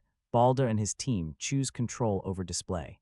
The sheep look real enough to care about, expressive enough to understand, and funny enough to carry the premise. The village feels like a place worth exploring. The editing keeps the mystery clear. The music supports the emotion, even when it is not especially adventurous. Nothing is screaming for attention. That is partly why the film holds together. The technical work does not ask you to admire the machinery. It quietly convinces you that a flock of sheep can walk into an English village, investigate a murder, and somehow belong in the same frame as Hugh Jackman and Emma Thompson. By the time the movie reaches its more emotional scenes, you are no longer thinking very much about how the sheep were created. You are just watching the characters. For visual effects this exposed, that may be the biggest compliment possible. For most of its runtime, The Sheep Detectives moves along surprisingly well. That is not something I expected to say about a film spending so much time establishing sheep personalities, village suspects, inheritance questions, grief, prejudice, and a murder investigation. There is a lot packed into these 108 minutes, yet the movie rarely feels overloaded. The first half takes its time. George's relationship with the flock has to be established. The sheep need to become recognizable as individuals. Denbrook has to feel like an actual community rather than a row of potential suspects waiting for the screenplay to point at them. Then George dies, Tim Derry makes his painfully quick heart attack judgment, and Lily begins pushing the flock toward an investigation. None of that can happen too quickly. The story needs the audience to understand what the sheep have lost before the mystery can mean anything. It also has to explain their strange beliefs, their social divisions, and their ability to apply George's detective stories to the real world. So yes, the setup is fairly patient. For the most part, that patience pays off. Once the sheep leave the familiar safety of the farm, the movie starts moving between the official investigation, Lily's suspicions, the human suspects, and the flock's increasingly chaotic attempts to collect evidence. The pace becomes livelier without feeling rushed. There is usually something pulling the story forward, a new clue, a character behaving strangely, Tim misunderstanding something, or one of the sheep discovering that the human world is much more complicated than George's books made it sound. The comedy also helps. Even when the mystery pauses, the personalities keep scenes active. Lily becomes frustrated. Mopple remembers something important. Sir Richfield treats a minor issue like a matter of national importance. Tim confidently heads in the wrong direction. The movie understands that pacing is not only about plot. Character can create momentum too. Still, there are stretches where the film settles a little too deeply into its cozy atmosphere. A few scenes repeat the same basic rhythm. The sheep debate something, misunderstand human behavior, then move toward another clue. None of those moments are terrible, but some could have been tightened. I can understand the argument that 10 minutes, maybe even 15, might have been removed. The middle is where that feeling appears most clearly. The suspect list is already established. The emotional stakes are understood, but the story occasionally delays its next major turn because it wants to spend more time with the flock. For viewers completely charmed by the sheep, that probably will not be a problem. For anyone waiting primarily for the mystery to advance, the pacing may begin to feel slightly soft. The whodunit itself is another area where reactions will depend on experience. The film plays fairly. The clues are visible, the motives are established, and the final explanation grows out of information already presented. That is good mystery construction. It is not necessarily difficult mystery construction. If you watch a lot of whodunits, you may identify the culprit or at least narrow the options earlier than the film intends. Certain characters are framed with enough charm or apparent harmlessness that suspicion naturally shifts toward them. The inheritance angle is familiar. Some of the foreshadowing becomes easier to recognize once the story settles into its genre pattern. I worked out parts of it before the reveal. That did not ruin the film for me, because the mystery is not relying only on one shocking answer. The tension also comes from watching Lily make mistakes, seeing the flock enter dangerous situations, and wondering whether Tim will finally understand what the animals are trying to communicate. But viewers hoping for a puzzle as elaborate as the strongest Agatha Christie stories may find it a little straightforward. The movie works better as a gateway mystery than as a fiendishly complicated one. That is probably intentional. It has to remain understandable for younger viewers while giving adults enough information to stay involved. The result is a case that is engaging, fair, and occasionally clever, though not especially revolutionary. Tim Derry may be a bigger dividing point. Nicholas Braun is funny in the role, and his awkwardness becomes strangely endearing after a while, but the character is very incompetent for a significant part of the film. Sometimes that creates excellent comedy. Other times, it feels like the investigation is being delayed because Tim needs another scene to miss something obvious. His foolishness occasionally crosses the line from amusing to frustrating, especially when the sheep seems several levels more capable than the only police officer in town. The film does improve him as it goes. He becomes more serious, more observant, and slightly more useful. That growth keeps him from remaining a complete joke. His accent may still be distracting, though. Braun has such a recognizable screen presence that hearing him use this particular British voice can feel strange at first. Hugh Jackman's accent also received mixed reactions, and there are moments where the theatrical quality of the performances becomes noticeable. That heightened style mostly suits Denbrook. It is a cozy mystery village populated by eccentric lawyers, charming outsiders, festival organizers, and a policeman being judged by sheep. Total realism was never the goal. Even so, some performances sit more comfortably inside that tone than others. Nicholas Galatzine's Elliot is another slight weakness, not because the acting is poor, but because the character feels thinner than the rest of the main suspects. He serves the plot well enough as an outsider and reporter, yet he does not receive the same emotional depth as Rebecca, Tim, or even some of the sheep. A few supporting characters function more as mystery pieces than complete people. That is common in ensemble whodunits, but it becomes more visible because the film puts so much care into developing the flock. When a sheep has more personality than one of the human suspects, you notice, the ending will probably divide viewers too. For many people, it is the emotional payoff the entire story has been building toward. George's legacy continues, the sheep have changed, Rebecca finds a new connection to her father's life, and the storytelling ritual survives. It is warm, it is sincere, it is very deliberately designed to make people cry. I was moved by it. I also understood exactly what the film was doing. There is a point where the emotional symbolism becomes almost too neat. The new lamb, the name George, the continuation of the nightly reading. It is not subtle. Viewers who dislike sentimental endings may feel the movie underlines its message once too often. That criticism is fair. The film spends most of its runtime handling grief with restraint, so the final stretch can feel slightly more polished and comforting than the messier emotions that came before it. But I do not think it becomes dishonest. George is still gone. The sheep have not magically erased the experience. Rebecca has not replaced him. The ending offers continuity, not reversal. That distinction saved it for me. There are also some technical elements that are solid rather than exceptional. The cinematography is attractive but conventional. The editing is clear and mostly efficient, though the middle could be tighter. The score supports the tone well without always leaving a strong impression. The movie looks polished, but it does not have the overwhelming scale of a major animated event. I can see why someone might describe it as feeling closer to a high-quality streaming release than something demanding the largest cinema screen available. Its strengths are intimate. Character reactions, dialogue, atmosphere, the texture of the sheep, and the emotional connection to the farm. It is not selling spectacle. Whether that matters depends on what you expect from a theatrical family movie. Personally, I would rather watch a smaller film with a distinct personality then a louder one built around interchangeable set pieces. The sheep detective's knows where its appeal lies, and it mostly stays there. The biggest obstacle may still be the premise itself. Some adults will hear "talking sheep solve a murder" and immediately decide the film is too childish. Others may watch 10 minutes, encounter the bright visuals and broad comedy, and assume there is nothing more underneath. The movie cannot completely overcome that reaction because it genuinely is silly. The sheep are ridiculous. Tim is ridiculous. Parts of Denbrook feel like they exist halfway between reality and a storybook. You have to accept that. The film never becomes an edgy adult thriller hiding beneath a family-friendly surface. It remains gentle, colorful, and openly sentimental. Anyone waiting for it to reject its own identity will probably be disappointed. What makes it work is that it finds substance inside that identity. The sheep are funny, but they are also allowed to grieve. The mystery is accessible, but it still provides real clues. The moral ideas are simple, yet they grow from the characters' behavior. The performances are heightened, though rarely careless. The movie takes its audience seriously without taking itself too seriously. That balance is difficult. It also explains the rewatch value. A second viewing would make the early clues more visible. Small reactions from the suspects would carry different meanings. The sheep's individual behavior would be easier to follow now that their personalities are familiar. More importantly, some emotional details would probably land differently once you know where the characters end up. The mystery may lose some suspense, but the world gains texture. That is usually a good sign. My overall reaction is not that The Sheep Detectives completely transforms the murder mystery genre.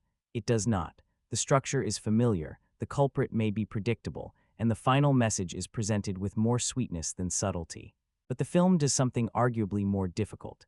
It takes a premise that sounds like disposable children's entertainment and gives it enough character, craft, and emotional sincerity to become memorable. It is funny without being completely empty, sad without becoming miserable, smart without trying to prove its intelligence in every scene, and the sheep are genuinely good detectives, not perfect detectives. They follow bad leads, misunderstand motives, and carry their own prejudices into the investigation. But that is exactly why the story works. They grow because the case forces them to look beyond the beliefs that once made their world feel simple. The same could almost be said for the audience. You enter expecting something very specific from a movie with this title, something light, obvious, and probably forgettable. Then it keeps surprising you. Not always with the identity of the killer, but with the care given to George's absence, Lily's mistakes, the winter lamb's loneliness, and the idea that stories can prepare someone for a truth they never expected to face. There are rough edges.